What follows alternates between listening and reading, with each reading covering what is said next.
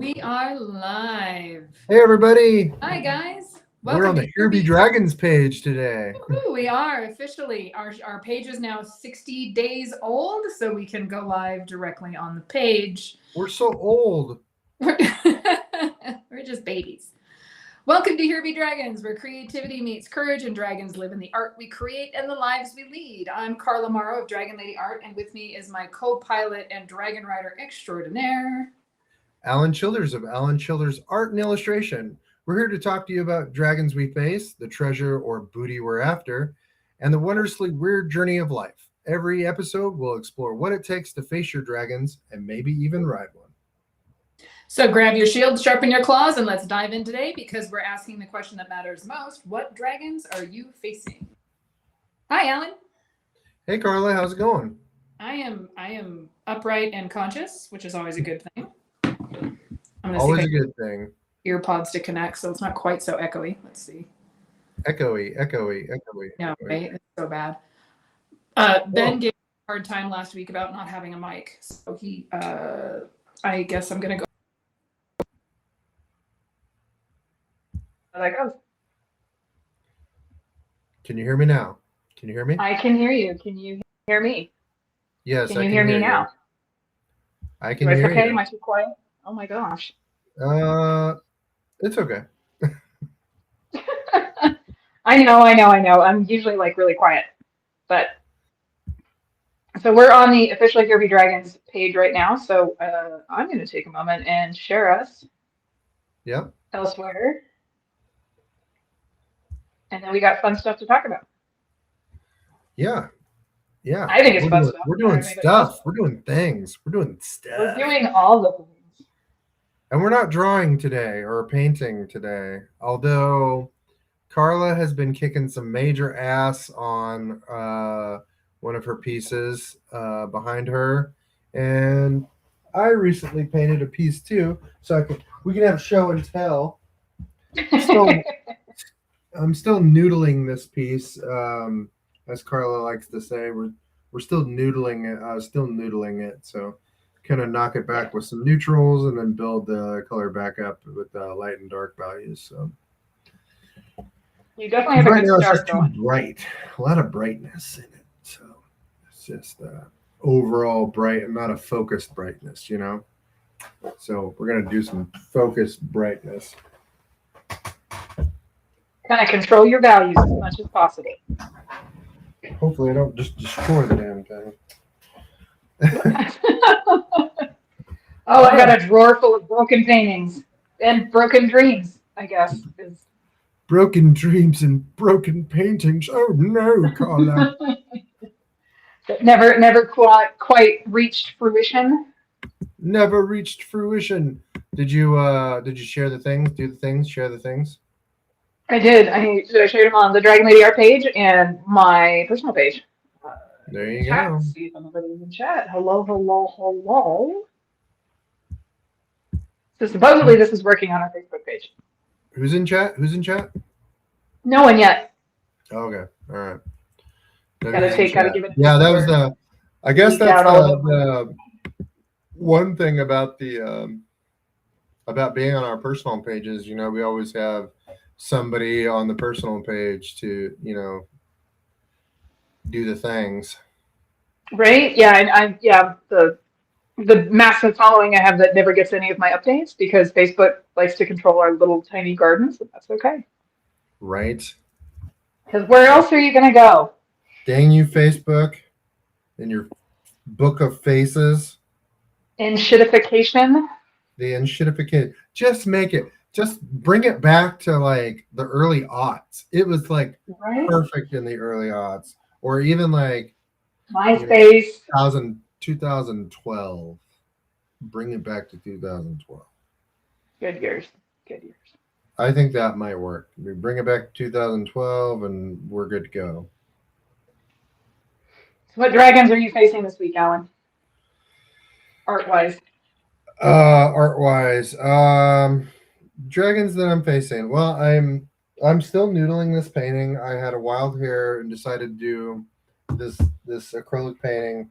But I want to try to make it there's some spots in it that aren't quite all the way done, and I like the textures and I like the composition.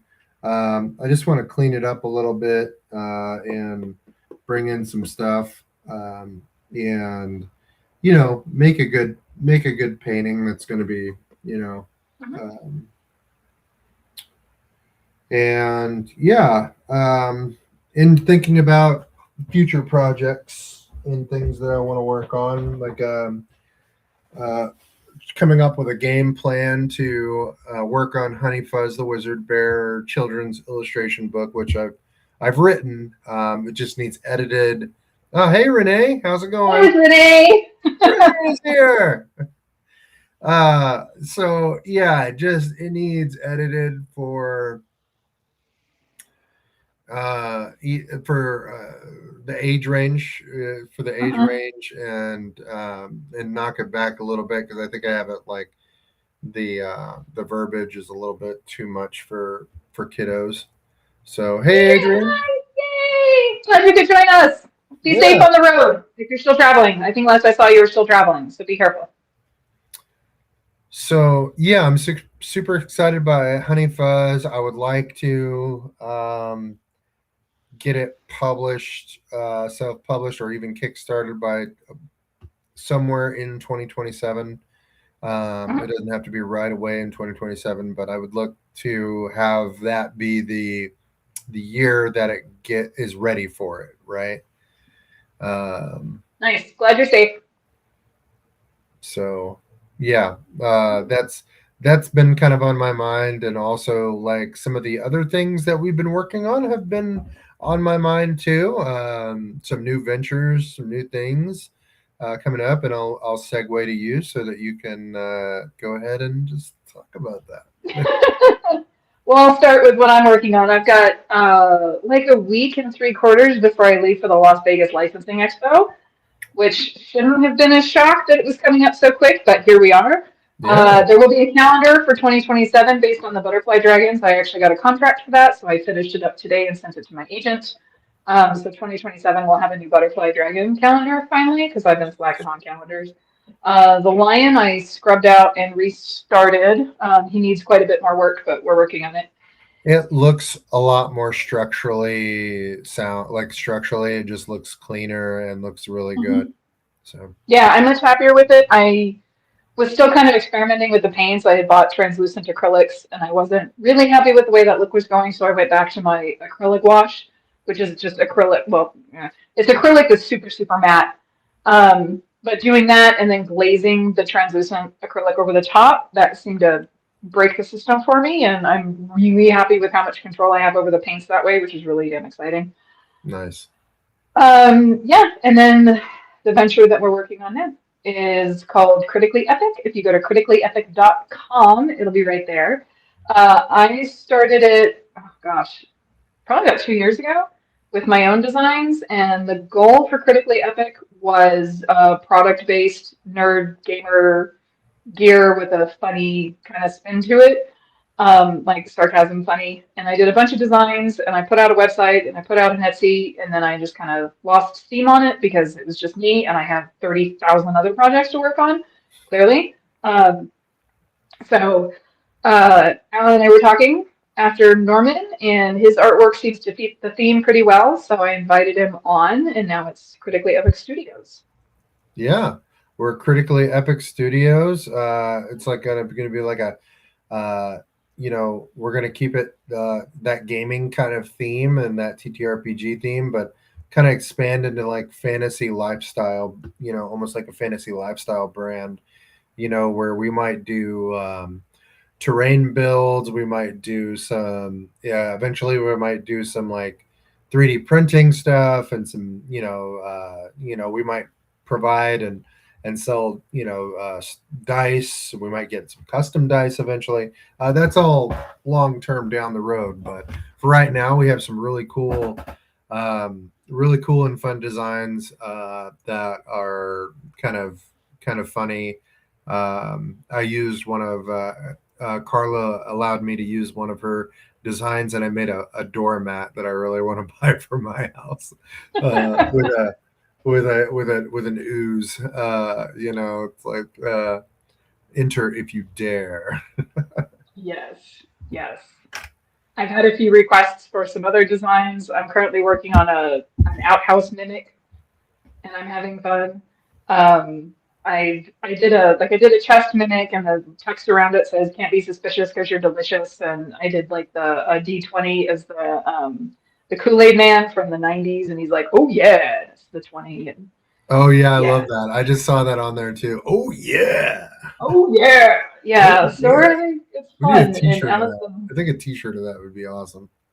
I think I designed a T-shirt for that. Okay. So yeah, if you just go straight to criticallyepic.com, that's all there. You wanna share that page, or do you want me to do it? I can't figure out how to do a screen share, so if you want to get on that. Okay. Let me go to criticallyepic.com first and have that up. Close all your dirty pages. You're right. What? I don't. I no. What? Yeah. This will be an explicit Did I just say episode, so. something out loud without? Not confirmed. Not confirmed. This will be an explicit episode, boys and girls. So, Oh gosh, explicit episode. it's kind of, I noticed something at Norman. I realized something, and that's as much as the artwork is doing good, and as much as it's my art space, and yada yada yada yada, and even changing directions and things like that. The art needs to be supplemented somehow. So. Okay, so here we are There you on go. the Critically Epic Studios shop page. And as you go down up top here, you'll see all products, home and living, accessories, women, men, and personalized. We did not come up with those. I hate that so much. We'll have to eventually get our own page. I heard nothing. Exactly. A little bit about us. Here's an awesome logo that Carla designed. And here is our latest. They show the latest featured ones that we have right here. I did the Pink Pegasus Club, kind of poking fun at the Pink Pony Club song. So I have a Pink Pegasus Club sticker. That's kind of fun. If you go to all products, though, you'll get to see the entire inventory of what we've created so far. And I really love this rainbow dice square pillow. Thank you. And The square pillows that look plain, if you click on them and then see the backside, there's a mimic face. So you can have like hidden mimics at your home, and like no one will know unless they turn the pillow around. So if you click on like the black or the beige one. Let's check it out. And I see it now. That's so cool. Oh yeah, that's awesome. So like flip it around and then it's like, haha, I'm a mimic. That's great. But it's like regular houseware, right? Like, so your in-laws are there. They don't have to know you're a nerd. I feel like this episode is like one jump. Oh, you did make it into a T-shirt for that. See, I went to town the other night making I might have to buy this one because this one's pretty dope. I like that one. Oh yeah. Thank you. Yeah, I'm excited. I'm excited to revisit it. Like, there's a lot of other products we're talking about doing. I think we're going to do a Kickstarter for mimic dice, like a mimic dice pin set. Yeah. I really like the D20 floor pillows. I want to get a couple for me. They're round pillows, so I adjusted the image to look like dice wrapped around. But yeah. And a lot of those designs. I'm still learning the cell shading style, the illustration style that you kind of using for these stickers. They look great when you do it right. My designs are a little bit like edgy inked kind of, especially with this iBat one. It would look great on like a skateboard, or it would be a great tattoo as well. But is that going to be your first tat? Probably, yeah, a little iBat, Nice. I need some ink therapy. And yeah, we Carla's just got some really great designs. She already had some really great designs on here, and I've just kind of like added to it. So you have a variety of different original art designs created by us for your gaming, kind of fun. And I recently just got this sticker in the Dice Goblin D4 sticker in holographic. So I've got this one in holographic. I think it turned out really well in holographic. And yeah, these are some of the designs. We're going to put more stuff on here as we come up with things, more thematic things. We've got Dice Dragon. I've got several different colored Dice Dragon designs. So this little Dice Dragon guy is kind of like an illustrative Dice Dragon. Of course, it's on a 20. Um, so yeah, is there anything you would like me? Anything you'd like me to show them? Hello, Carla, are you there? All right, let me click out of this. I may have done something bad. Maybe I booted Carla.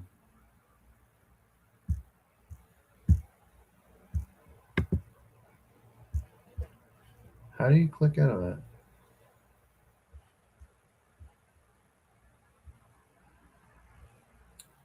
All right, Carla, where'd you go? All right, so Carla has left us for a second. She'll probably be back in un momento. So I'm running the ship, and we're gonna just talk about art and things. If anybody has anything they'd like to talk about, um,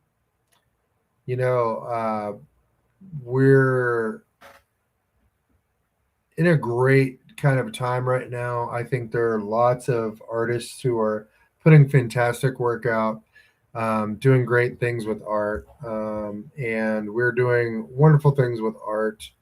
Uh, to, but there are times when even artists kind of mess up. I don't know if you some of the artists here like follow like some artist news and stuff like that, but like I guess Magic the Gathering had to come out with like a statement with one of their artists who had done some like paint over work, some editing work on another artist's work, and I was just flabbergasted by that. As far as like, uh, well, first you never know if it's like, is this person just being accused of this? Is this actually happening? Was you directed to do it? Is this the thing? Um,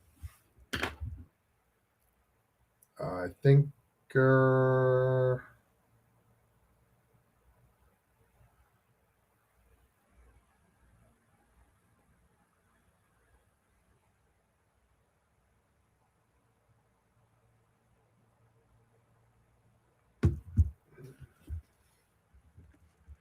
can everybody hear me? Can you guys hear me?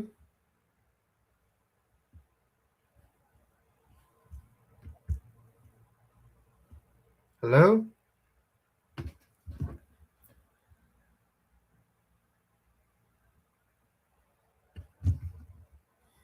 Hello?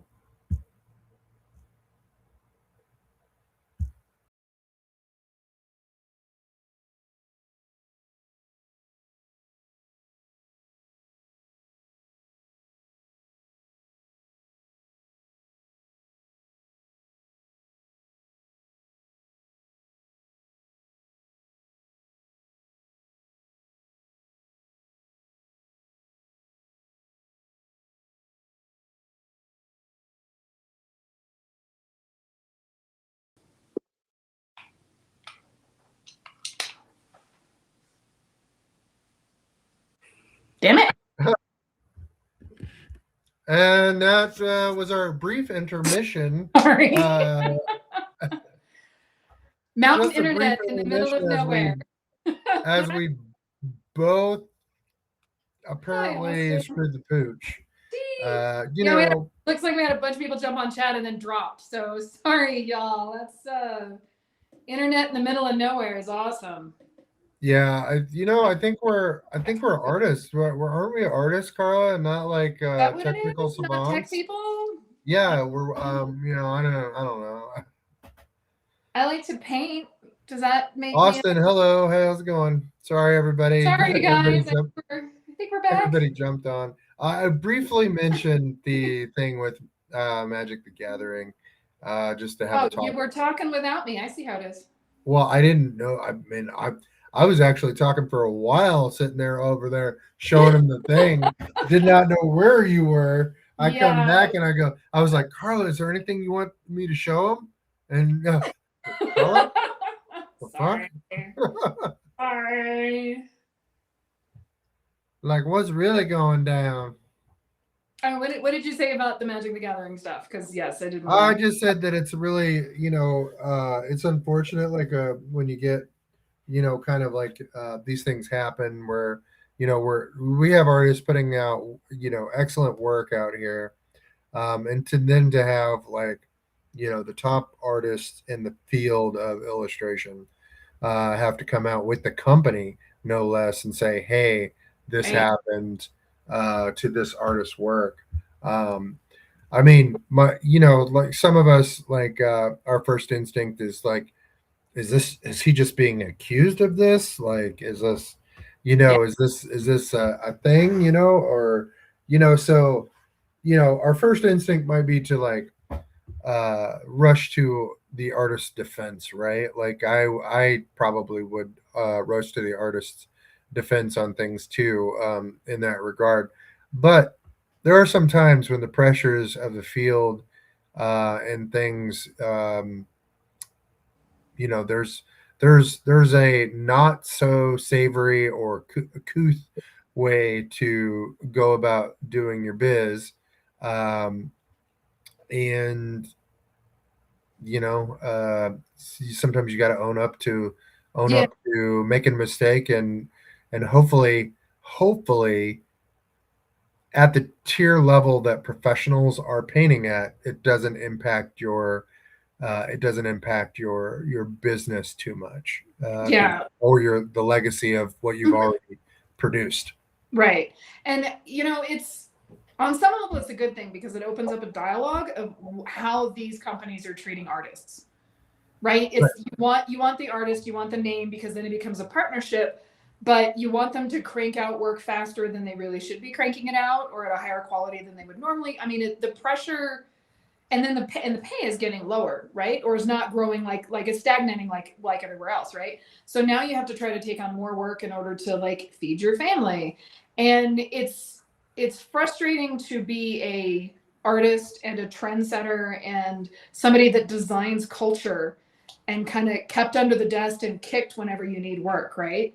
Right. And now we're upheld to, yes, I'm going to bring it up, we're upheld to AI, like I can just crank it out faster with AI or whatever. And Yeah. it's just kind of like if you look at anything, and this is across the board, right? It's not just with the gaming companies and the whatever, these big companies that are run by CEO. You see it a lot in video gaming too. You see it somewhat in the licensing departments too, if they've got in-house artists or things like that. It's make the thing that makes us money, but we're only going to give you a small fraction. When I mean, all of the artists, think about Magic the Gathering's been out for what, 30 years now, 35 years. Yeah. All of those artists, all of their work is the face of Magic the Gathering. That's the whole reason people get into it, is to collect the art and the fun of the game. And to treat the very people that are the ones putting the value into your product in a way that makes them have to make those decisions or push the art harder or cutting deadlines or taking on more work, so you have to cut corners. Not that I'm giving the artist a free pass by any stretch of the imagination. He's been an artist for a very long time. He should know not to cut corners quite that bad. But I mean, to be put in that situation and not really have a way out is just, and I'm hoping that it'll open up a dialogue for better pay and things like that. So Yeah. No, AI has created this meat grinder effect and a pressure cooker between businesses and artists.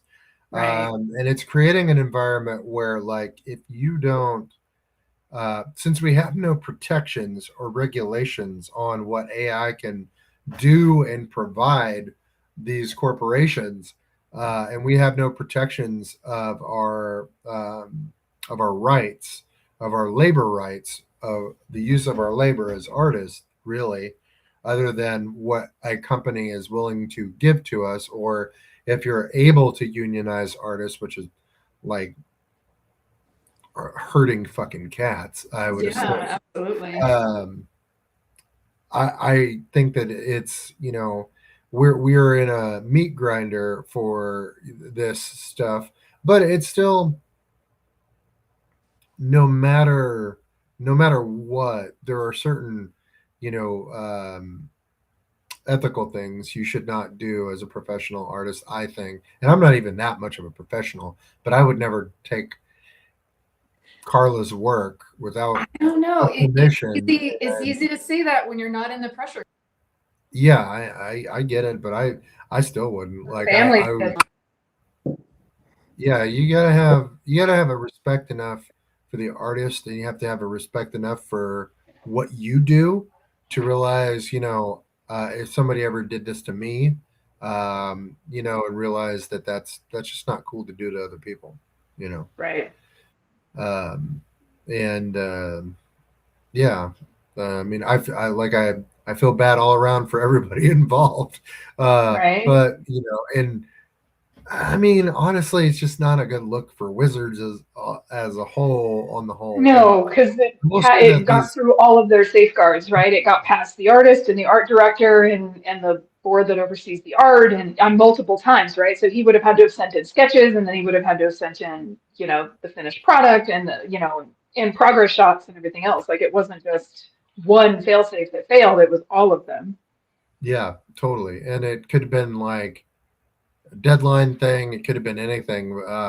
But it's one of those things where it's like, when you have companies treating your skill and your artwork and what you do for them as assets, Yeah. and then they just like, there was a public thing where Wizards of the Coast did, where they allowed people to have certain assets to see what kind of what they could come up with. At one point in time, I think it was Monsters doing some type of thing like. Hey, Megan. What is the discussion like, about right now? We're talking about the new Magic the Gathering fiasco where the artist copied another artist's work and turned it in as a card, and no one really noticed until they released it, and kind of the culture around gaming. And Hey, Megan. So yeah, I mean, we totally.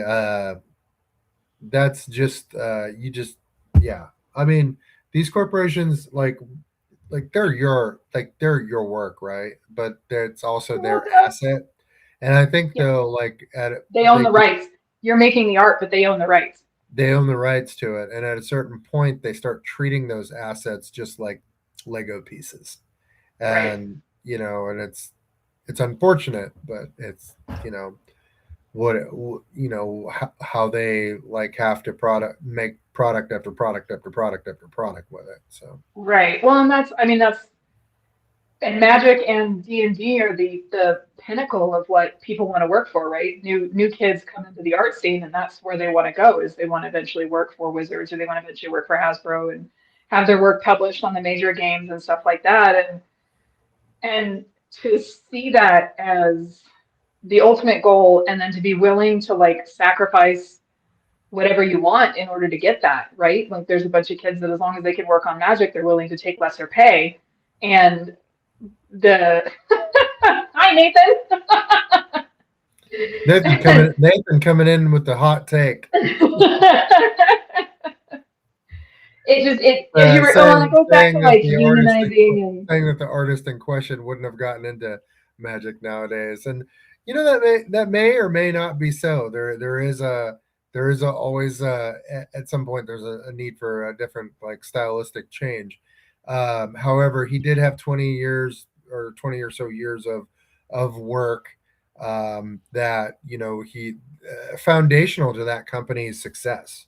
So he did the original Mox art, which are I have a mock sapphire that's valued at $4,500, like, but I mean, it also goes to, like we were talking about, like, it's hard to unionize us, or it's hard to get us all on the same page, or it's hard to, because we're all spread out over different cultures and income levels and things like that. Yeah, we'll So work at it's different various rates. right, yeah. So it's easy for these companies to drive the bar down because we don't come together and decide this is the rates that we're going to accept and don't accept outside of those rates. I don't know if that's something that's even possible. There's a reason I didn't go into gaming art, and that's kind of it. I think But didn't Paizo's, was it Paizo's writers did that, or Paizo's artists did that?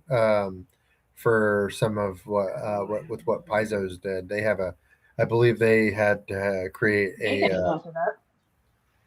yeah, they had to create a some type of union at a certain point to bring awareness to what and sometimes that's what a union is really good for too, is bringing awareness, and I believe like some other big name artists that initially came out in support of the Magic the Gathering artists. I'm trying not to mention any names, just so we don't offend anybody.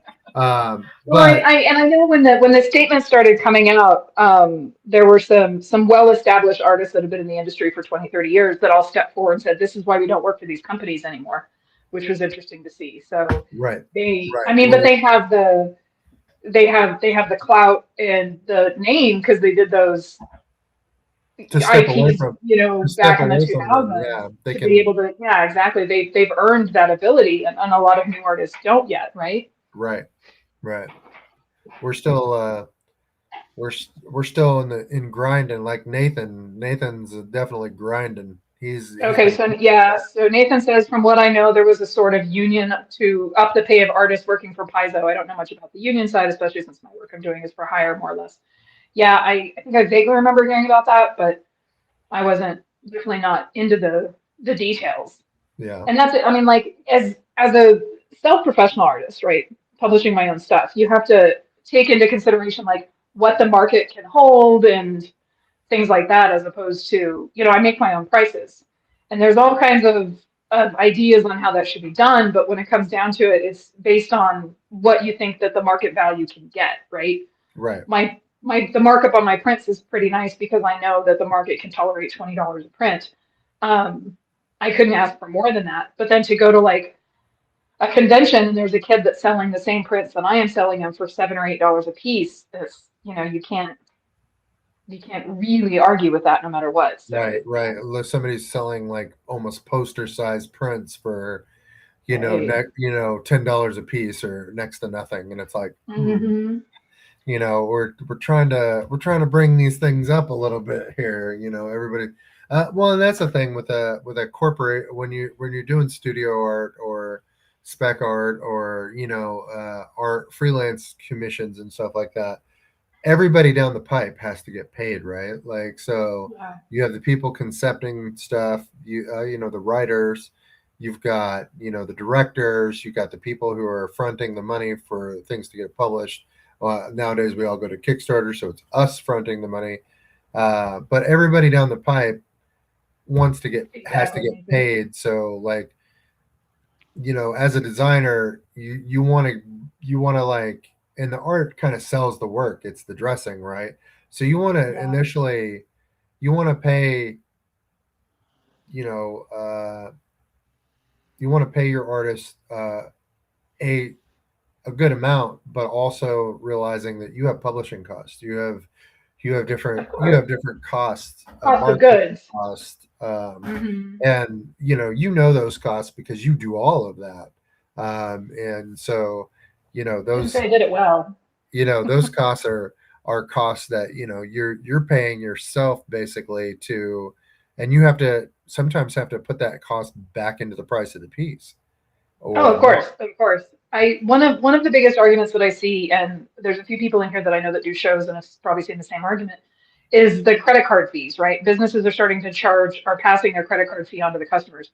And I loathe that to the core of my being because it should just be rolled into your cost of goods overall, right? Mhm. So ideally, we're going to talk numbers. Ideally, you want to get 50 to 55% of your cost of goods, and the time involved and things like that. That's going to shift if you're doing things like jewelry or art or whatever, because you have to, even if you're not paying yourself, the business still has to be paid. So when I go to a show, the show fees, the gas, the hotels, the food, the paying somebody to come out and work, the bags that I put my product in, the credit card fees, all of that has to be rolled into the cost of goods. So yeah, I'm charging at least 50, if not 70% cost of goods of what I'm making. But in the end, at the end of the day, if I have a decent show, I'm probably only making 15 to 20% profit overall. And that's if I have a good show. There's a lot of times where I break even, and even breaking even is not really great because now I have to buy stock in order to fill in the hole that's sold. So even breaking even, I'm taking a little bit of a loss. Right, right. Oh, good. Yeah, Adrian says the same thing. Absorb the credit card fees, cost of doing business. Thank you. It's like it's one of my biggest pet peeves. It's like, and they try to pass it off of like, oh, I'll give you a bit of a discount if you pay with cash. No, no, no. You're just passing on the credit card fee. Don't be a dick. It's something it's something I'm a little passionate about because it should like don't make your customer is already giving you their hard-earned money to buy one of your products. Don't make it a bad experience for them by saying, "Oh, by the way, you're using a credit card, so I'm going to charge you the credit card fees." No, I mean you should be charging everybody the credit card fee, right? But Right, that means you're going to take a little bit of a loss when they use a credit card, but a little bit of a gain when they use cash, right? right. And it ends up balancing it out. And like I don't think you caught the rant at Norman about needing bags. Like the amount of people that were walking around that had bought from other Yes. artists that didn't have bags. Like if you can't respect your customers enough to let them get home with your product safely, get out of the game. Like buy the damn bags. They're not that expensive. Make sure I that your bought customer can I get home with your stock. I Did you just buy bought that? I bought bags earlier today Okay, I'm proud of you. with my bar, with the Good. bracer bar. So yeah. Oh, good, good, good, good. I'm So, proud of yeah, you. You I cover did get tax with cash. There you go. That's yeah. That's awesome. Cover tax I with paid a cash. I little can do bit that. more for biodegradable bags, but Yay! People like that. Like yeah. I started doing the biodegradable bags, and yeah, they, because they kind of go, they'll waffle like, oh, I don't know if I want to take a bag, and I go, it's biodegradable and compostable, and they go, I want a bag. So it's yeah, it's yes. Yeah, I paid a I'm little super bit. proud of you. I paid a little bit more for that, but Good, good, good. it's worth it for me not to like, if people like get it. But if it starts raining on them while they're carrying it, then they're fucked. Well, it's not gonna, it's not gonna melt that quick. Then you're fucked.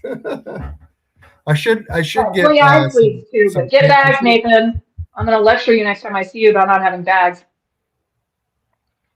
T-shirt Yeah, bags are not that sleeves expensive. for your prints. I got sleeves for my prints too, but yeah, Yeah, I do too. All of I my was sleeves are all my bags or prints are in I sleeves. was surprised at like how many people needed some at the Ren Fest. So it's like I'm learning, Carla. I'm learning. I'm Good, good. Take those notes. Take those notes. taking my notes and stuff. Yeah, because So you I have thought your about first Ren Fair coming up in about yeah, a month and a half. Yeah. yeah. I thought about actually getting a few, like 2 or 3 canvas bags off of Critically Epic and doing some Ooh. putting some art on some canvas bags or my logo or something, the Critically Epic logo on a canvas bag and stuff. And so I will send you links for bags for sure. sweet, sweet, sweet, sweet, sweet. If they're just it's on Amazon. They're t-shirts. They'll probably do gradable t-shirt bags on Amazon, which I Okay. know kind of probably denotes the biodegradable part of the bag is that I'm getting them on Amazon, but Yeah, that it equals out. I know, right? That's what it's like. Yeah, well, you're using Amazon. Yeah, man, just Yeah, yeah. yeah. What corporate dick am I gonna suck? Better pick one. Don't have a choice. We're Sorry, guys. sucking, I mentioned this was an we're explicit sucking, episode. we're sucking corporate dick somewhere down the line. Let me That's get all they give us anymore. let me Nom get on my this, bitch. chapstick out. Logo on canvas. Yeah, yeah, totally. Yes, I don't have logo on any. canvas. Yeah, I'm yeah, trying to think if I have anything up my sleeves for that other than Imprint, where you got to buy 1,000 of them. But yeah, Printify. Printify has some pretty decent, inexpensive bags for that you can just do some like 3-color, yeah. 4-color printing on. People are all like, always like, "Well, do you have a business card?" It's like, no, but I have these canvas bags with my name on it. There you go. You can There you take go. it. You can take it with you everywhere you go. Take me shopping. It's got a I little, sold a ton of totes. People love those it's got totes. a QR code right on the canvas bag. When you know what, when you can figure out how to sell your marketing, you're golden. There you go. Yeah, there's just yeah. There's like a Yeah, there's there's like a tiny QR code in the eyeball of a dragon, and so if you people are like if they're taking pictures of it, it's just automatically taking you to the website. yeah, it'd be great. Like, what's going on? I don't understand. It keeps taking me to this damn website. Yep. But people, I mean, don't understand the amount of like little finicky stuff that goes into shows, right? Yeah. Your bags and your credit card reader. I mean, you got to play with my credit card reader. I actually paid Square for the handheld, it's like a $250 credit card reader. Yeah. But it makes things so much easier, right? Like I can just Yeah. hand them that and they're not touching my phone and I'm not like Yeah. getting messages while they're running their credit card, that kind of stuff. And the bags and the pens for signing and the scissors and all the little odds and ends that go into putting on a booth, like Yeah, I should have put my QR code table on the runners and banners, absolutely. I should have Yeah, put my QR code on the banner. yeah. I quit handing out business cards like 5 years ago. I have a sheet that says "Follow me on the socials" and it's a big QR code. Yeah. Excuse me, sorry, big QR code, and that takes you to the Linktree, and you can see everything there. So, yeah, I'm gonna print probably about 2 or 3 people per show like kind of grumble about it because they're either older or they my phone is dead, and then I just Google DragonLady art. It's all me. Or they'll take pictures of my banner because I have that big, like 9 foot by 10 foot banner behind me that has DragonLady art on it. So Yeah, I don't. I'm going to do that, and the one that I said, the adventure, join the adventure. I'm going to print that off, and that QR code's right there. I'm going to laminate that and have that just hanging on the, somewhere on the booth where people can do it. yeah, that's a good I think the business cards are nice, and I print off like little cheap ones at the library, and I put them in with the print when they buy it, just so like if they go like, who did this, and yeah.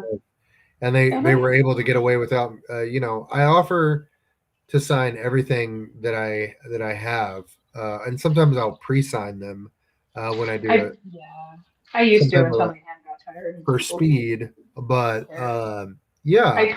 I've got one of those laser printers, the heat printers, and I printed up a bunch of these. It's my QR code, and I mean I have a freaking roll of them. I keep meaning to like sit down and put them on the backs of everything, and I clearly have not yet because here's the roll. But yeah, I really need to make like a postcard or something to drop in bags that have like 4 pieces on it and then my information, because I know people get home and go, who's this by? And other people go, I don't know, I just bought it at the Ren Fair. And I know I'm hurting myself by not putting my branding on everything.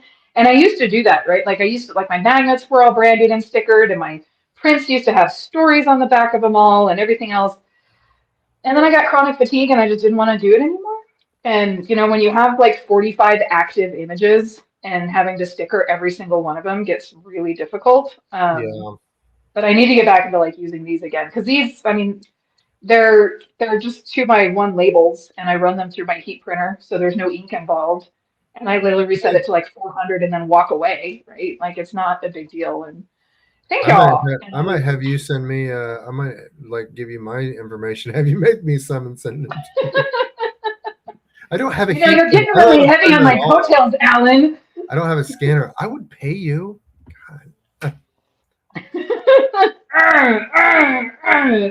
Gotta drag Alan along into the world of the living here. It's one more thing, Carl. Yeah, I don't have a printer. I don't have a scanner. I don't have a printer. Yay! I'm so glad you came. It's amazing that I'm even an artist. Awesome. Right? What's that? It's amazing that I'm even an artist right now. I don't have a scanner. I don't have a printer. I don't have a lot of shit. What is your problem? Doing it old school.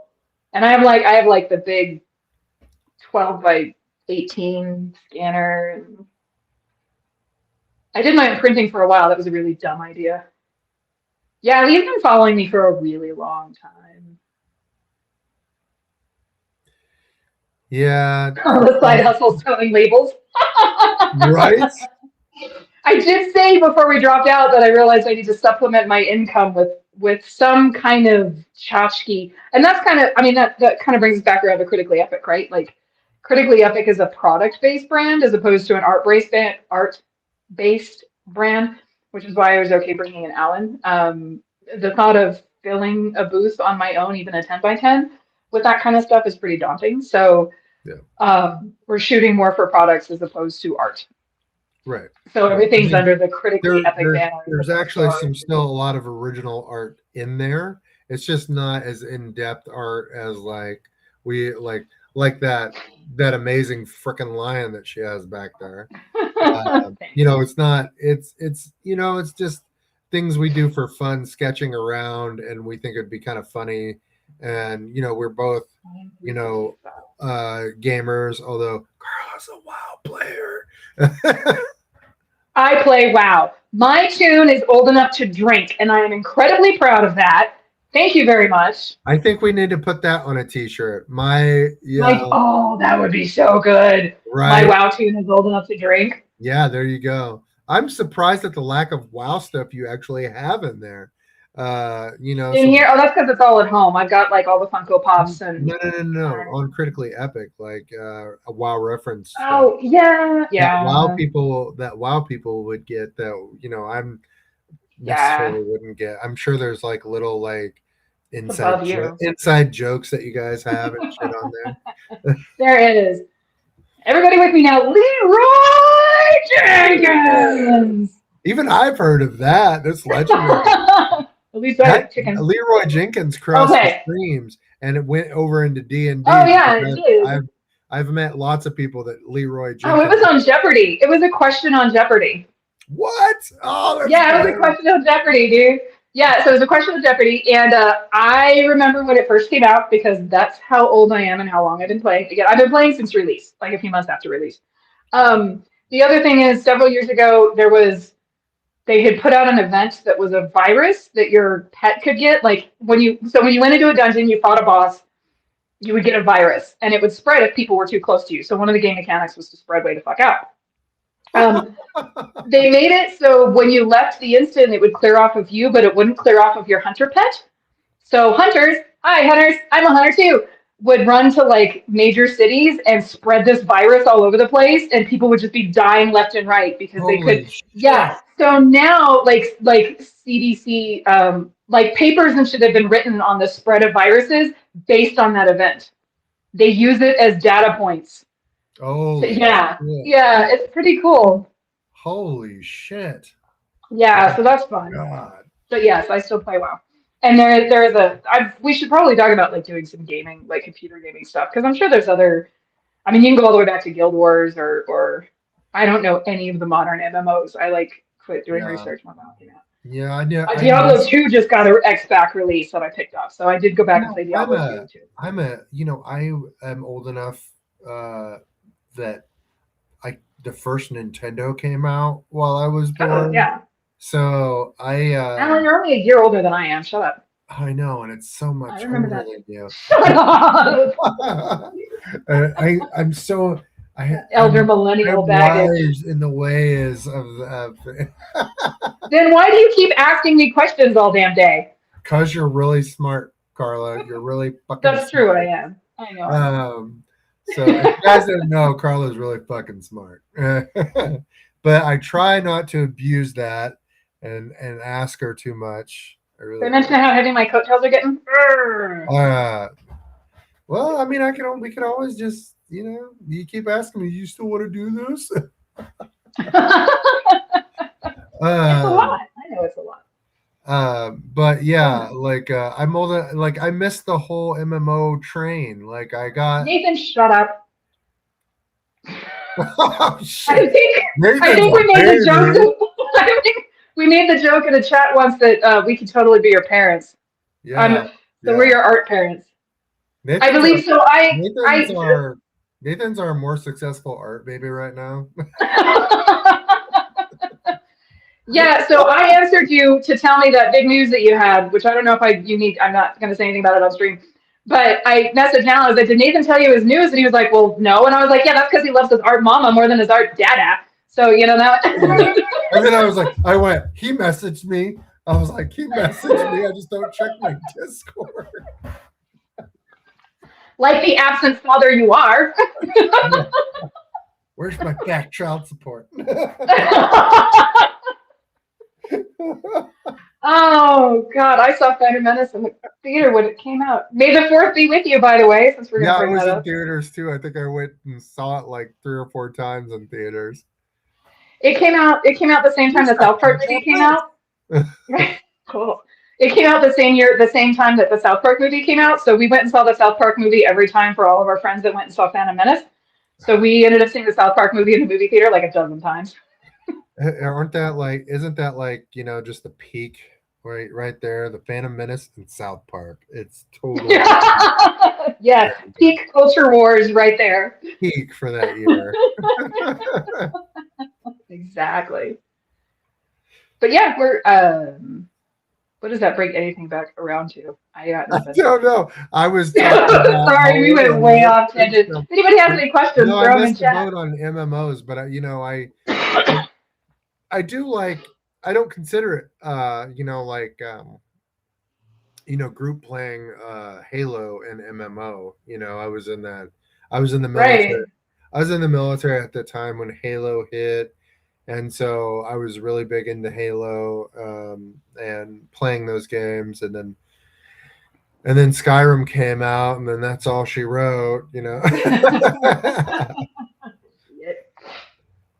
Fucking you can play WoW up to level 20 Fucking Bethesda took my soul. I'm still playing Blizzard monthly, and I just dropped 90 for the new X Pack that I played all of 5 hours. So I had to buy the up-tiered X Pack because I really liked them out. I'm still rocking an Xbox One, and it's I'm playing Tony Hawk's Pro Skater from I'm like Tony Hawk's Pro Skater 1, and there's like the one fucking level you can't get past. Great. So, I might go to Grand Theft Auto after this because I missed that whole boat too. So I might. There you go. It's funny how Tony Hawk has become like his own meme. Like nobody knows who he is. They're just like, hey, you look like that Tony Hawk guy. And you look like that guy. Yeah. you look like that guy. So clearly this is what we do to relax is we play video games. I play WoW. Off and on, I get into it and then drop it. And you would think for as much time and as much involvement as I have in that video game, it would influence my art more. I'm going to tell a little secret. I actually never liked their dragon designs. I never liked the heavier style dragons. Clearly, I like the thinner, wispier dragons. But I like their dragon lore that they have in the game. A lot of it, not all of it. But I never liked the look of which game. Which game? You really have to ask. Oh, World of Warcraft. Yeah. There's dragons in World of Warcraft. They don't promote it very well. The whole X Pack 2 X Packs ago was all dragons. They have the dragon. Really, they like the dragon aspects and. That's how much I know about WoW. I have no fucking clue. You know what? I saw that Warcraft movie in the theater, and it was hot for orc babes for a hot second.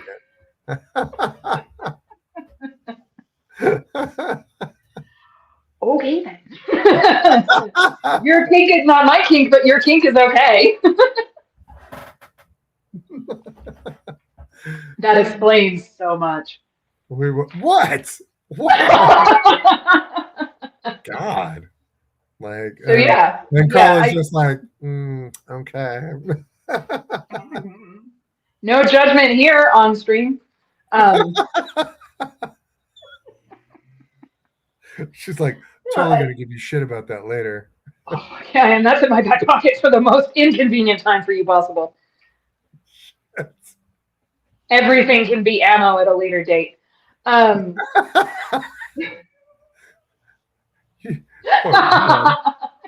He's feeling bad about it. Whatever, Carla. Whatever. If that's the best comeback you got, I won. But it's like as our, fantasy artists, though, we tend to we ride the whole train, right? I read fantasy books. I listen to like a lot of, not a lot, but especially the earlier metal stuff is a lot of fantasy metal, is a lot of like the games that I play are all fantasy, Diablo, World of Warcraft, things like that. Like when you're kind of into it, you're way into it, which is like the epitome of geekdom, right? Like I love geeking out about stuff with people, even if I'm not into the stuff that they're into, but seeing Right. how excited they are about what they're into, like unless it's football or sporty balls that I don't really care about. But yeah, in general, like we live the whole life and that informs all of it, right? Not just, because that's Yeah. what artists do. We take LARPing, everything like around us. I don't LARP, but I'm fascinated by it. I think that the people who do it are, definitely getting, figured out how to do fantasy health with LARPing because they're like doing all these combat moves and stuff, and some people get really too into it. And stuff. But I would totally LARP if I got the opportunity. I'm a huge. I'm waiting for.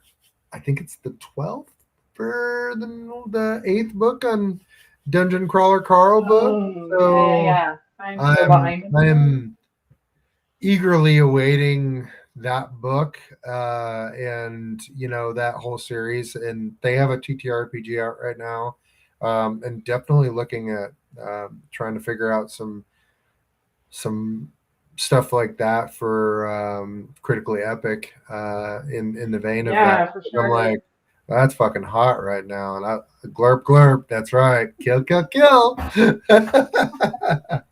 Yeah, I'm loving it. And if you haven't had a chance to listen to that or read that series, that is one that'll sneak up on you because it is just it reads quick like a movie, and then he like slides in all this emotional shit on you on like brings out the left hook with all the emotional shit, and you're just like so invested by the time you get done. You're like, oh shit, are they gonna live through this? Who's gonna die? Because you're thinking your favorite characters are probably gonna die, and your favorite characters, some of them are probably gonna die. George R. Martin, that bitch. Yeah, but he does it in a way. He does it in a way that's, I don't know. Some things are really brutal, and then some things are just like so fucking hilarious. It's not even funny. Right. Yeah. I mean, that's why it became a phenomenon too. And it's like I've gotten most of the way through the first book, and I like it because it is for the fans, right? It's a guy that like doesn't know much about this, but then to get in and not understanding, but there's so many like little inside jokes for the TTRPG nerd fantasy community Mm-hmm. that it's fascinating. I think it's such a great mix, and to see like I know Jason's been into that genre for a while now, right? The Lit RPG. Yeah. yeah. Thank you, lit RPG, and to have that explode so big and cross lines, and so many people are enjoying it. People that are not into excuse me, are not into the fantasy stuff are being brought in because it doesn't talk above your head like a lot of fantasy does, right? If you're going to sit down and read Robert Jordan or Brandon Sanderson, you have to be into the genre. It's hard to get into if you're not. But Yeah, lit RPG it's an interesting I think subgenre of fantasy and gaming fiction, because it's either the reader is aware of what levels and things are going on, or the characters themselves are. So there's different, I think, ways to do it within lit RPG, but it's here to stay, I think. yeah, oh, for sure, especially with how much that Dungeon Crawler Carl is caught on, right? And Yeah. now they're working on a TV show, and you just said there's a tabletop and everything else. That's just I'm glad to see them seizing on something that's so popular so quickly. Yeah. Right? It's not so like when Disney came out with the Baby Yoda stuff, they held onto it so tightly that I think they missed. I mean, they didn't because it's Disney and they can do whatever the hell they want. But it was like another year before they put out like products and stuff, right? And I know Dungeon Crawler Carl's has taken it. It's like, I mean, we're on book what, 8? So there has been a ramp up where it was like kind of underground the first couple of books and then has exploded. Yeah. But it's cool to see. So like I've got licensing expo in a couple of weeks. Oh my gosh, sorry, ADHD brain is ADHDing hard today. The Bio. C&D group. See, now I got Critical Role. Critical Role. Thank you. I'm like, it's critical something, and all I've got is Epic on the brain. Yeah, they're like Critical Role will be there, and like Paizo gets a booth there. Like I went and took pictures of the Paizo booth, so I think I'm gonna meet the Paizo people because now my I am represented by the same agent that represents Paizo on the licensing market, which is Sweet. very cool, and Frazetta. And so it's and like when the D&D movie came out a couple of years ago, Hasbro had like they rebuilt the bar in the licensing expo for people to go in and meet and stuff like that. So Nice. Yeah, that's that. Yeah, it's going to be totally sweet. The amount of people I went to Planet Comic Con this, the amount of as just there's a couple of artists that I wanted to meet there. Stephen DeJarn and oh fuck, name Tawny Fritz. Yeah. Tawny, and I wanted to go up there and meet them because I'd been following their work for a long time. And but the amount of people that were cosplaying, dungeon people walking around with like heart boxers and or like even cosplaying as like the Samantha, and I'll kill your mother and stuff like that. It's really you haven't met Samantha yet if you're only on the first book, but I think she comes in the third book.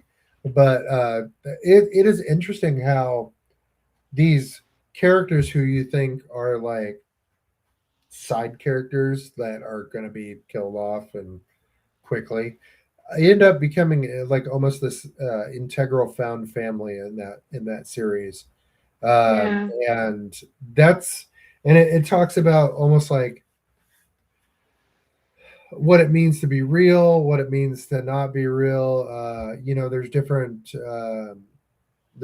things, just different little sub things that he laces throughout the work, and it's just I think it's really well done, and I think that it's and it's not crazy, like it's like this popcorn action fueled kind of absolutely. It's meant to be entertaining, right? But it's also like leaves you almost feeling like you just like I got like anxious coming towards like the end of the book, like every series, like the tension is building after every level. So everything is going to get like ramped up at every book is just ramped up more and more to like almost like god tier level shit, and like almost fighting like Godzilla Cthulhu shit. It's just but then and then how they figure out little cheats and hacks in the game to break it and like just kill everybody. I'm like, oh fuck yeah. You want to give the author and the name of the series? Yeah, it's Matt Denneman. Dungeon Crawler Carl is the first name of the book, and it's the Dungeon Crawler Carl series by Matt Denneman. Definitely go check it out. And I have not listened to the audiobook yet. Apparently the audiobook is killer. If you like audio, it's like a play. The guy does all the voices and it's amazing. I did go buy the physical book because I prefer reading physical books, not knocking audiobooks at all. I have to listen to my nonfiction and read my fiction. I can't, that's just how my brain works. But you were talking about cosplaying and the amount of people that you saw cosplaying Dungeon Crawler Carl. But it's really cool to see kind of nerd and geekdom making another surge. It kind of went, like it got big and then it kind of went down and now it's getting big again. The Ren fairs. So many people were dressed up at the Ren fairs. And everything from like casual, like piecing together their sets to people that were in like full armor that don't LARP and don't cosplay professionally, but they're buying like pieces of armor. Oh, Carla dropped again. Oh, okay, good. Speaking of Ooh, we're back. which, that guy that I took a picture of in full armor, he reached out to me on Facebook. That's him and his daughter, and Oh, he was like, "We didn't get cool. very many pictures of us." So Oh, I was wow. taking pictures of everybody, and he was like, "So Yeah. I sent him the picture so that he could." Oh, He good. was like, "Is it okay if I take this picture?" And I was like, "Yeah, here you go." That's awesome. That's So awesome. it was a guy and his daughter in full armor and stuff, and I don't know if they were part of SCA, but maybe they should be signing up because they were awesome. Yeah, it would be nice to see a surge in SEA because that dropped for a while too, and I think it's starting to make a comeback as people realize that. I mean, you invest like that much in cosplay or in your armor or whatever, and then you kind of like, where else am I going to wear this? Like, I need to figure out. I can't just wear it here, right? Like, you want to try to find as many places as you can wear it as possible. Right, right, totally. Another cool thing I did today was I to really go off track. Sorry. Side quest. Side quest. We're doing the side quest. Side quest. I host a I run a Facebook group for regional artists in our area called SEK Arts Community. Um, we do this thing in October, around October, closer to Halloween. It's going to be on October 24th this year, called the Goblin Market. The Goblin Market Curiosities and Wonders Street Fair. And so it's kind of a little bit of like the Oddities Expo, but a street fair vibe version of that, like a little bit of Diagon Alley and Oddities Expo mixed together. So we got the pavilion secured today for doing that. I just have to fill out the event application, but yeah, I will never that's run my own show. it's going to be fun. You never want to run your own show? It's fun. It's bad enough that I have artists as colleagues. I know how that goes. Like, it's, it's like herding Well, I mean, cats. it Drunk kind of cats. like artists are so professional. Like vendors are really, I think, some like they know what to do. Like you give them a direction, you give Yeah. them a spot, you The ones that have been doing tell it for a them while for sure. you tell them the things that are available, um, and they really are professional. They show up, they want to put on a good show for people, and the and I when you're in a Southeast Kansas is a very event based region because we do not have a lot of heavy tourism. So most of our things that we do are event based. So when it's time to show up and go to work and stuff, there are some great regional artists and crafters here that make incredible work and really show up for the arts. And so, like, I started SEK Arts Community as like an open forum for like people to collaborate because I'm all about conversing and collaborating with other artists, as you know, Yep. uh, That's why I invited uh, you on. and like providing a platform for them to like share their work, ask questions, and things like that. A lot of what we try to do with Here Be Dragons Artcast as well. I try to emulate with SEK Arts Community. But yeah, I'm super excited about the Goblin Market. It's going to be really fun. A chance to dress up, like you said, dress up, and I dress up as a big goblin and with a top hat, and you know, so it's yeah. I didn't get to do it last year because it got rained out. So this year Yeah. I'm under. I was like, you know what? I'm not messing with that. I'm going to put it under a pavilion. So Nice. uh, That's awesome. it's still technically a street fair, but it's under like a little park pavilion. So Oh, uh, very cool. you know, it is That's awesome. it is what it is. So sorry for the side quest. We can go back to our regularly scheduled No, program. no, you're saying about like professionalism and vendors and stuff, and I'm like, sitting here going, I have some stories about some vendors, and Adrian, I'm sure you've got some stories about some vendors. Y'all have been doing it long enough too. Like, not all vendors are created equally. Well, so I did. Oh no, yeah, I've So seen some people try to drive through people before, Like, Well, and I've oh, been next to vendors that try to like squeak in more space or move like, yeah, can I hang this on the back side of the wall even though it's technically in your booth? Like, no, it's in my booth. Like, no, you can't do that. And like and even show like I feel really bad because the I did the Great Plains Renaissance Fair, which is a great little show if you're in Wichita area. It was awesome. The There was apparently some miscommunication between the showrunner and the people like on with boots on the ground, and I didn't have a space. So I got there and was like, "Yeah, I'm Dragon Lady Art," and they were like, "We don't have you on the list," and I was like, "I drove here that's from New cool. Give me a Mexico." refund. Like, this is a nightmare that I've had where I show up at a show after driving for 11 or 12 hours, and they're just like, "We don't have space for you. Sorry, Are go you home." fucking serious? And they made space. I mean, it was, and it hit, that massive hailstorm happened right before, like right before I needed to get off my on ramp. I had to pull off because the hail was so bad. I had to stop, otherwise I was gonna die. Um, and so there was a bunch of people asking to be moved around and stuff. So they made space for me, which was awesome. And but yeah, to get there and be like, "You're not on the list," and I'm like, "I have the email. It's right here from the guy." And apparently there was some mass miscommunications going on across several levels, and didn't have a space. So it's I Right. and I I've had run-ins like with the Las Vegas Renaissance Festival before. The person that I had the run-in with, that several of us vendors had the run-in with, no longer worked there. The city fired him after we wrote a massive multi-vendor letter about how we were treated at that show and things like that. And it seems like the last couple of years shows have gotten more difficult. It's like they're treating vendors like we're like our vendor fees is what pays for everything else, right? Our vendor fees is what pay for the venue, it pays for the, the entertainment, it pays for everything else. And then to be treated like garbage at the show, even though it's like the artists and the companies, right? Like we're the ones there for you. Our money is making it so you can do this, or our art is making it so you can do this. Why are you going to treat me like crap?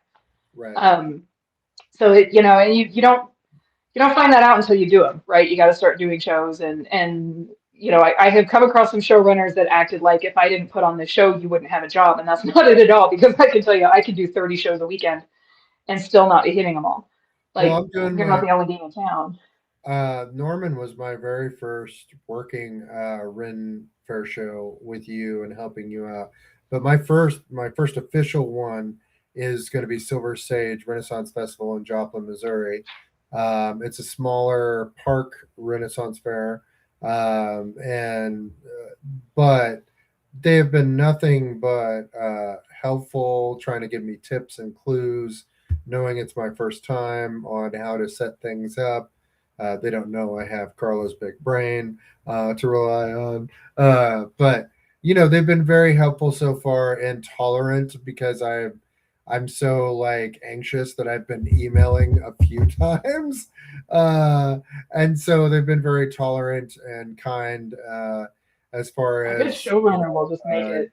you know and I hope that I do a great job there and stuff like that. But their setup is kind of interesting too because they're going to do it like in color coded sections. So I guess there was holes in their placement last time. So they're going to do it color coded sections, and then if somebody drops out or doesn't show up, they'll place us. Oh, So cool. they'll place us, and they're going to work on requests of being placed next to certain people or whatnot. But I think that's interesting. So they're trying to do it a way where they don't have holes because there was like a lot of space holes, people not showing up last time. Right. It was raining, so Yeah, a lot of, especially smaller vendors that don't have the setup for it will drop out because Yeah. of the rain. And I laugh because the 2-3 weeks up before Norman, I was getting messages from other friends going, "Oh my gosh, the rain and the wind and the blah blah." I'm like, I don't even look at the weather until like 3 days before the show, and that's to make sure that I'm okay for the drive because the weather's going to change. But I've been doing this for 20 years. I mean, my tents have been in 65-mile-an-hour gusts. I've been through hail and rain and everything else, and it's just like I'm going to set up and be there. It's up to you if you feel safe doing that or not. My tents are going to be fine, but I have really expensive professional tents, so right. I just either do it or don't, and don't like. Yeah, And I think we've had this your conversation. chin is Make a sure. tank. Your tent, Yeah. your 70 tent pounds. just takes it. Just takes Yep. it. 70 pounds each tent, which is why I blew out my back loading the car back up, but that's okay. Yeah, I put up my little pop-up that I did that I got for this, and I'm just like, flimsy. this bitch is gonna float away. Yeah. So I've got to make it real heavy. So I'm Well, gonna you were like texting me like, are these weights okay? And I'm like, oh, honey, no. you need 4 of No, those. no. You know what? You need 4 of them, and you know what they're going to do? They're going to become flying discs if the wind is too bad. So, but I mean, like I just did a show. Oh my gosh, you got flooded out in Texas. Yeah, I at that Great Plains one, the person next to me just bought a new 10 by 20 tent. And my tent, I set it up. I didn't put all the stock inside because I wasn't sure what was going to happen. But it's all 2 stakes in each leg with the screw out and the car straps and the 40 pounds in each corner and the whole thing, the stabilizer bars. I don't fuck around. I got there the next day. I got there the next day. There was a block of 6 tents, and I was at one corner. The 10 by 20 next to me had been picked up, slammed into the booth next to them, and then their tent rolled over onto the tent next to them, which was right behind me. So out of a six set tent, I was the only one still standing. And this is why I love my tent. And this is why people come into, as you saw at Norman, people come into my tent and go, "Oh my God, who's your tent maker?" And I'm like, "Max. I should get a paid sponsorship from Max. I had shared them so much. Max, if you're it's listening. the pro or the beyond. Pro or the beyond. It's I mean to walk up and to see like my tent standing and then like a huge gap. And like and they were all brand new tents, right? That was all the first time any of those tents had been used. I love my tents so much, and I will never be without a Max from now on. It makes a difference, right? That is on my list. That is on my list to upgrade to. It is an $800 tent. As eventually, if I keep doing these, and this is if my artwork, which I think my artwork will resonate with the crowd that comes to Ren fairs and stuff like that. I think it will resonate. But there are really good quality artists that do come do these Ren fairs and shows. So it's and people can't support everyone, but I had so much fun in Norman. Like Norman was like Disneyland for me. You're welcome. You're welcome. It was super fun, and I had a great time and busted my ass for you. You did, absolutely. The only reason I did as well as I did is because you were selling like crazy. And we were taking money from both sides a lot of times, and it wasn't busy all the time, but when people came in, they came in droves. It was like levels. It's like, oh, level 2, let's go. Right. Well, nothing draws a crowd like a crowd. So you try to get, once your booth starts getting full, people start going, "Ooh, what's over there? We need to go check that out." And then it just keeps going. It's cool. Yeah. And the people that run Norman, Oklahoma, I would bend over backwards for them.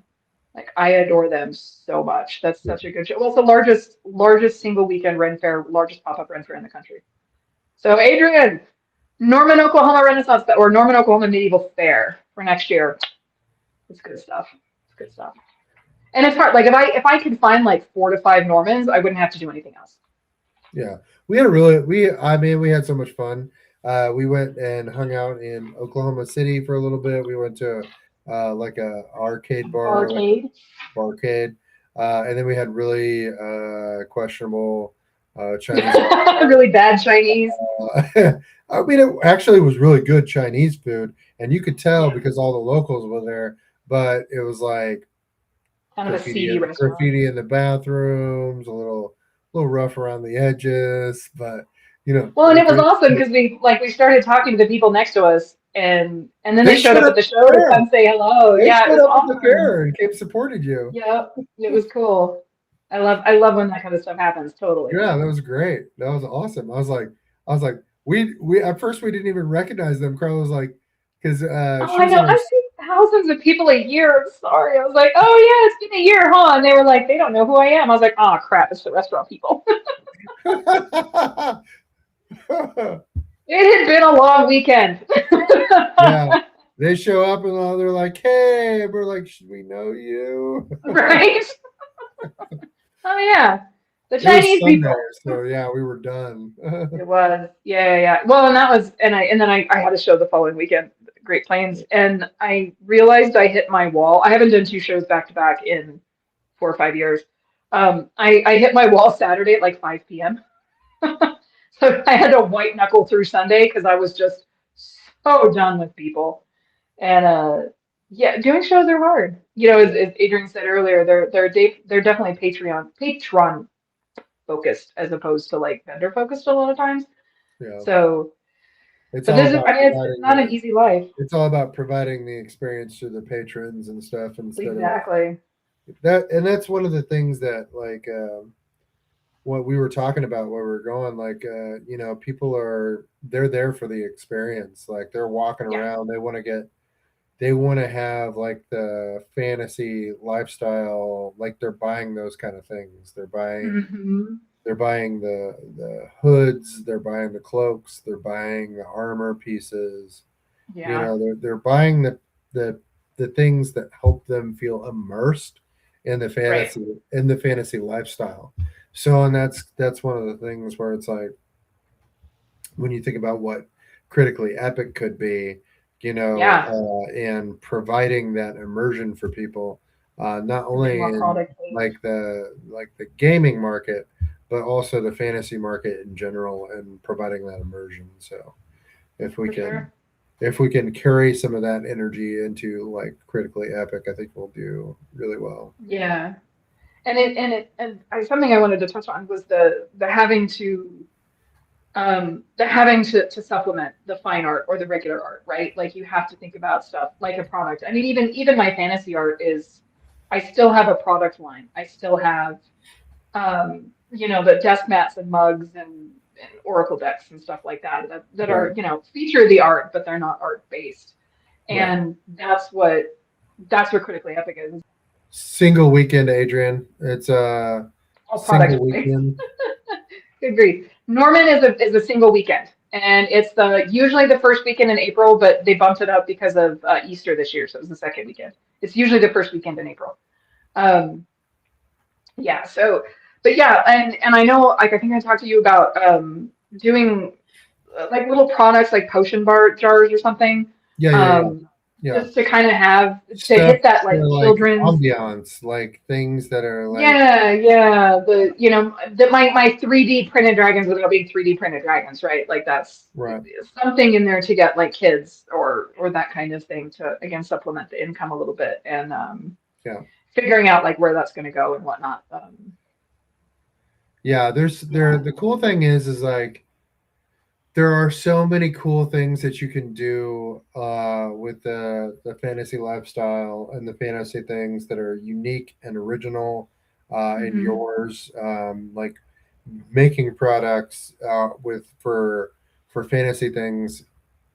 Your imagination is the limit. Right. So if you want time, if you have the time, effort, and materials, you can create really cool things, really cool products for people. And like I have products that I'm hoping to release through Critically Epic. I have a blog, Spellhawks Press, that I have been, eking out lore stuff and little tidbits and stuff, but getting those things into a PDF or into a printable version that people could download off Critically Epic when we get like a unified store front that's a Hmm. little bit nicer than what Printify offers. The Printify pop-up shop. Yeah. Yeah, Printify. We could do one in Square. I mean, we could. It's a.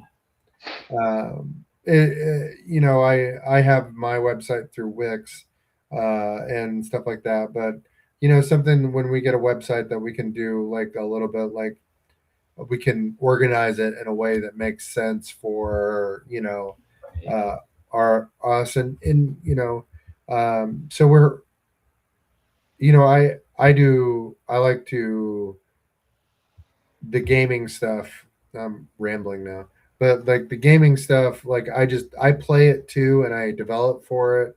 I really do like playing TTRPGs, and D&D is my base system, but I'm definitely willing to learn and conceptualize for other systems as well, and Mhm. thinking about them as products, and not just like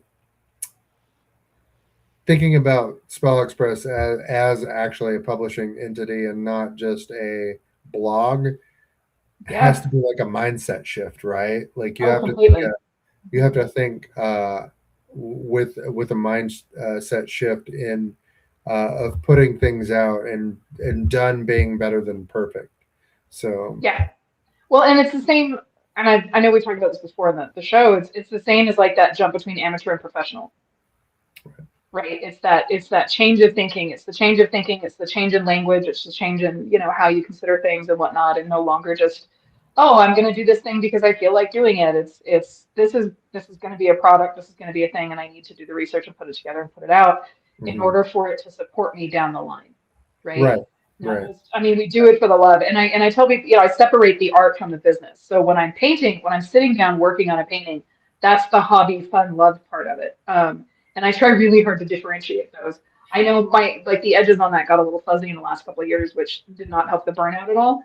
Because I felt like I was making art as a product, and kind of that, for an artist, that's not a happy place to be. But yeah, making that mental shift between like amateur or hobbyist and professional. And I think we talked about that a little bit with Ben last week of the, where does he fall? Because he was more than a hobbyist, but not quite a professional, and he was just doing it for himself. And is that like that yeah. crafter mentality of I'm just doing this to have the thing as opposed to doing this to share the thing with others? Like it's a different way of thinking and processing it. Well, and it's fluid, right? Like it's fluid based off like where you are, where you're at, where your finances are at, Of where course. you're, and how you're feeling. But it's the great thing about art is it can be fluid. Like you can invest and become professional, and if you need to take a step back and just do it for the love of it for a while and do it for yourself, you can. Yeah. As a professional, you're hoping that this will supplement some type of income. Well, but it's always an investment. Like uh, Carla's like it's Carla got me to do the Silver Sage because I had recently been gambling a little bit and losing money, and Carla's like, you'll go to a casino and you'll spend this much money, but you won't take a gamble on the Ren Fair, and you won't take a gamble on your own art that has better odds of succeeding than what you just did. And I was like, "Fuck, you got me there. You got me there." 'Cause I was like, shit. I told you, She he just called and I was like, you're not gonna like the answer. she just Jedi mind fucking logic me to death right there. Because I was like, shit, you're right, dude, you're right. It's true. It's true. And I mean, it all be, it's what we put value on, right? Yeah, And that, it's gambling, but the odd like making art to sell to other people and turning it into a product to give to another person is gambling, but oh, completely. Running your own way business, no matter what that way business better is. odds. It's your time and investment, and your energy, and people connect. And if people like have an emotional or nostalgic connection with what you're putting out, then it way better odds than going and slipping a 20 into a penny machine and seeing what spits out. So Right? yeah, Absolutely. so I would much prefer to play this game than go and lose my money in like 20 minutes. You definitely get more of your money's worth out of it. Normally, a Right. bad show will still tank you. Like I've had $0 shows where I haven't sold a damn thing, and that well, I mean, I kind of had a bad Sunday after Great Plains, in that, I mean, on top of the fact that I had been away from home from 2 weeks, and I was kind of done with people, and I had to tear down by myself, and I had to get the tents on top of the car by myself, and and everything else. I definitely had a moment of weakness in the parking lot at Burger King while I was eating my chicken sandwich and not wanting to play this game anymore. And that happened. Like that comes up. Like that's Well, and good. then I'm glad you you're learned some lessons. also it's an investment too. You're investing in Absolutely. it to get like a higher yield back, right? But while Right. you're doing that, like you're also spending money on the expenses to be there. You have to feed Yeah. yourself. You have to have some place to sleep. You know, you're not going to sleep in your Mhm. car. Some people might, or Well, they there's might, quite a few vendors that do. or they might camp there. But Yeah, I wouldn't mind a van conversion, so I wouldn't. I mean, we bought a camper, a pop-up camper, so we could start doing that. But I had to take my Kia Soul and not the truck because the truck made work. But yeah. getting a double booth in the Kia Soul was fun. That was fun. That was Yeah, fucking like I was just like she's hardest that bitch. I was just like it just kept coming out and kept coming out. And I was like, this is clown car shit right here. Like right? Yeah, like yeah. I was like how I did did, you I did see out the feel back? And she's like, I have a I have a camera. I have a backup reverse camera. camera. Yeah, I got in the car and was like Ralph Wiggum. I'm like, I'm in danger. Yeah, like if I'm in an accident, I'm going to die. There are no other options Yes. here. Well, Yeah, this is the it was worth end. it. It was Yeah, worth it yeah, for sure. It was fun to yeah. do. Well, you would have died with your art and some of your originals. And I that's could all just that matters. I could just see Carla protecting the original of the I car. would have, yeah, tuck and Yeah. roll, My with baby. my $5,000 Panther painting. Absolutely. Yes, yes. I'm like, fuck everything else. I got the painting. Right. Protect the art. It's worth more than me. Oh, Uh, jeez. all right. I We've gone think like we're 30 minutes over. I think we're longer. definitely over We're over tonight. quite a bit. Oh Thanks for boy. joining us, everybody. We appreciate Yeah, it. we had a long one this time. We just kind of went off on tangents, I think, this time. I definitely That's rambled quite a bit. I haven't even been drinking, so well, this is why we try to have the host episodes too. It's been several weeks. Well, I mean, we had one right after Norman, but that was kind of it. So, Yeah, and we um, got to introduce people to Critically yeah, Epic Studios again. That's kind of like our criticallyepic.com. yeah, it's a fantasy gaming brand merch kind of thing, fun stuff. If you're looking for that, and hopefully we can get into Oklahoma Comic Con in Tulsa, That would and be awesome. Waiting to that'll hear be back our from them. first. That'll be our first con under Critically Epic as a vendor. So And hopefully we'll be able to pick up a few more. It's a little exciting and scary to be getting back into conventions again. I haven't done cons for about 5 or 6 years, so it's um, not majorly anyway. Like I used to do Denver Comic Con, Phoenix Comic Con, all those big ones, and it would be good to like I'd like to go back to some of those Comic Cons for sure under a product brand as opposed to selling my own art. There's definitely what I've noticed personally, like doing work and stuff like that with this is there's a it's not as much pressure, right? Like it's lifted off my like it's a product brand, so it's not a big deal. Like I'm not emotionally invested. I mean, I right, am, but not in the same way that I am with like this stuff.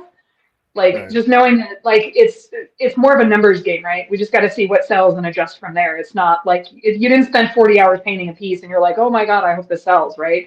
It's oh right, those charms didn't sell, maybe they'll sell as pins, maybe they'll sell as mugs, maybe they'll sell as or this image that I only spent 10 hours on didn't sell well, so we'll just junk it and put the next one out or put different text around. Like it's a different mindset and it takes yeah. a Like lot of the Critically emotion Epic's out like of it. playing a video game. Like you're like Yeah, exactly. yeah. It's Right? more. Trying to It's like a figure. designer mentality when you get a wild idea and you're like, oh yeah, Mhm. I could make a T-shirt out of that. That would be funny. Right, Or totally, exactly. so something that said my daughter actually has a she when we play D&D she used to keep notes of everything that we said at the table, Oh and it's no. That out comes of back to haunt you. like all out of context. Oh, So that's like amazing. That is so a treasure trove. yeah, You're I'm gonna take probably pictures of that and send it to me, right? yeah, like yeah, it's hilarious some of the stuff that like gets said at a game table. Yeah, That for is sure. just like some of the topics that you talk about in like the cross chatter. So or it gets said in game sometimes. So my daughter would just write it down out of context, and so there's a huge out of context list of things that she has. Yeah, So that's gold. I might That's write some of gold. that down and like come up with some ideas and Yes. just to like, Definitely. you know, come up with some funny Better shit. share. Yeah. Better share. Yeah. All right, so thanks for joining us at Here Be Dragons. Make sure to like, subscribe, and find us on the web at herebedragonsartcast.com, Substack, Apple Podcasts, Spotify Podcasts, YouTube, and anywhere else you listen. Thank you, everybody, for joining us, and we will see you next time. Bye.